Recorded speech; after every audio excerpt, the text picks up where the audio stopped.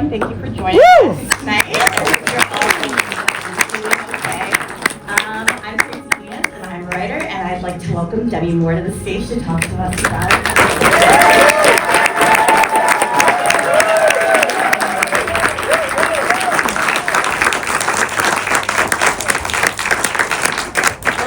So much for joining us. I think everyone's like, take a moment. Have a glass of water. You are so incredible in this film, and I think this obviously is a challenging role in so many different ways. The physicality of it, the emotional, I think about the date scene pretty often now. What was something that was the most challenging for you in playing Elizabeth, and something that felt the most liberating? Well, I don't know if anything wasn't challenging. Yeah. Is this on? No. Sorry, guys. I'm not in charge of that, and I don't have glasses on. Testing. Nope, not on. Oh, no. It is? Yeah. Is it okay? Is it on? You want to see it this one? No, but I'll try to talk loud. Can you hear me here? No. No microphones.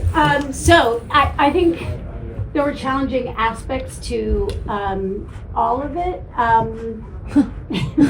Every day. I mean, we were there for 5.5 months.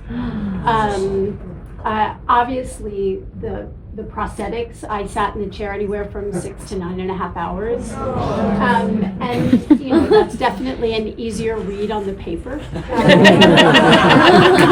But at the same time, also a wonderful part of being able to sit there kind of in stillness and transition and being able to embody that, part of the characters deforming and degrading.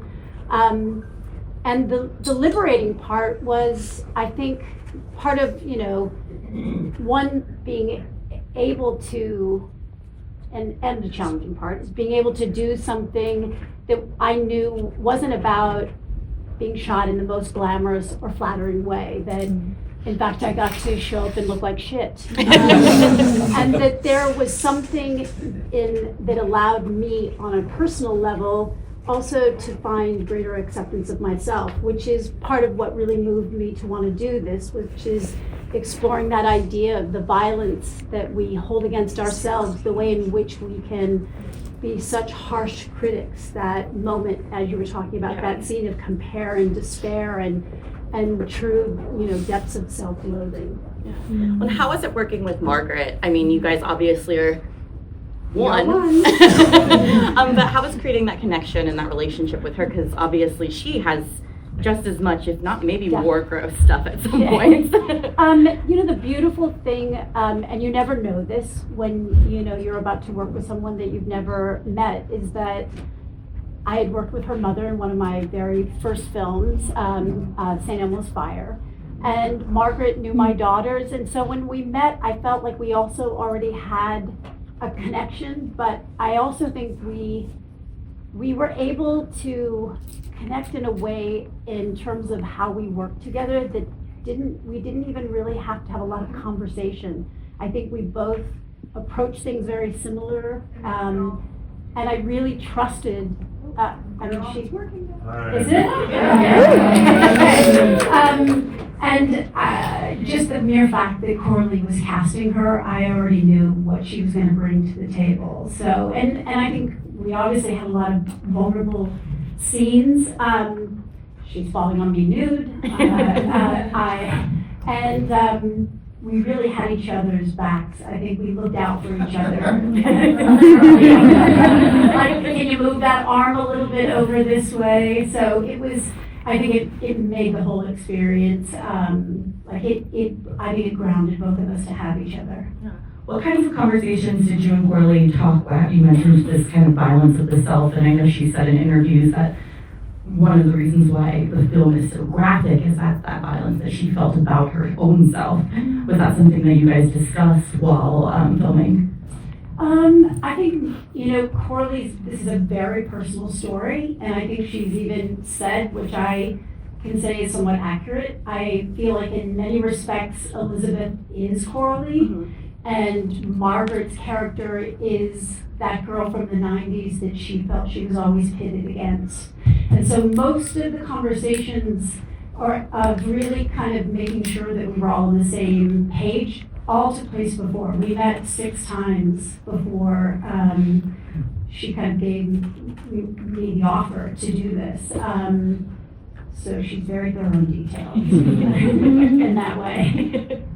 Well, how does it feel? You're kind of on your victory lap here with the film being out for a couple months now. How has it felt seeing the reception? You know, there's drag shows about monsters. I did see that last night, and I felt like, wow, we have really made it. So how's it felt like seeing this come into the world and people just embracing it? I think it's, I can say from when I saw it the first time completed in Cannes, I really, I read the script and I thought, this could be amazing or it could be a fucking disaster. And so I really had kind of let go of the expectations, and I actually feel quite humbled and really in awe, and shock. And the fact that it's kind of picking up a life of its own, I think is going to make Halloween quite interesting. It's really it's lovely. It's been a nice thing, but I'll tell you what really, I think, has moved me the most. I was flying here from LA, and a young man, a flight attendant, stopped me and he said, "Oh, I just saw your film and it's so good and you were great in it." I said, "But I have to say, it really made me change how I was looking at myself. And I was doing all of these things, trying to lose weight and blah, blah, blah." And he said, "And I just stopped and realized I needed to be a little nicer to myself." And that for me felt like we had done something right.